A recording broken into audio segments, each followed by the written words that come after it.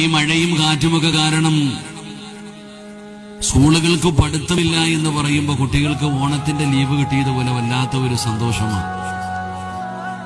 ഇപ്പൊ ഒരു ലീവ് ദിനം കടന്നു വരുമ്പോൾ കളക്ടർ അല്ലെങ്കിൽ ഗവൺമെന്റ് ഓർഡർ ഇടുകയാണ്, മഴയായത് കാരണം ശക്തമായ കാറ്റും മഴയും ഉണ്ടാകാൻ സാധ്യതയുള്ള കാരണം സ്കൂളുകൾക്ക് ലീവാണെന്ന് പറയുമ്പോൾ ഇന്ന് ആ ദിവസം കുട്ടികളെയും വിളിച്ചുകൊണ്ട് എവിടെയെങ്കിലും കറങ്ങാൻ പോകാനോ നോക്കുക.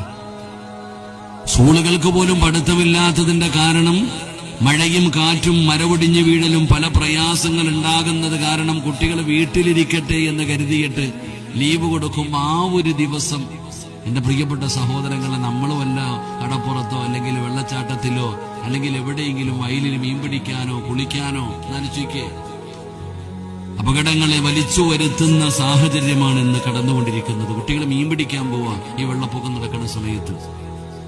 എത്രയോ ജീവൻ പൊലിഞ്ഞു പോകുന്നു, അതിനെക്കുറിച്ചൊന്നും ചിന്തയില്ല. പുഴകളൊക്കെ കവിഞ്ഞൊഴുകുന്നു, എന്തെല്ലാം പ്രയാസങ്ങൾ. തിരുവനന്തപുരത്ത് ഇപ്പൊ ഒരു മനുഷ്യന്റെ അവസ്ഥ കണ്ടില്ലേ നമ്മളൊക്കെ. അപ്പൊ അപകടങ്ങൾ വല്ലാതെ ഒളിഞ്ഞിരിക്കുന്നു. അതിനപ്പുറം പകർച്ചവ്യാധികൾ പടർന്നുകൊണ്ടിരിക്കുകയാണ്. ഓരോ രോഗങ്ങൾ ഇങ്ങനെ, പനി വല്ലാതെ പടരുന്നു, മഞ്ചപിത്തം വല്ലാതെ പടരുന്നു, ഓരോരോ പ്രത്യേകതരമായിട്ടുള്ള രോഗങ്ങൾ പടർന്നുകൊണ്ടിരിക്കുന്നു. ആ സമയത്ത് നമ്മുടെ ആരോഗ്യത്തെ നമ്മൾ വല്ലാതെ ശ്രദ്ധിക്കണം.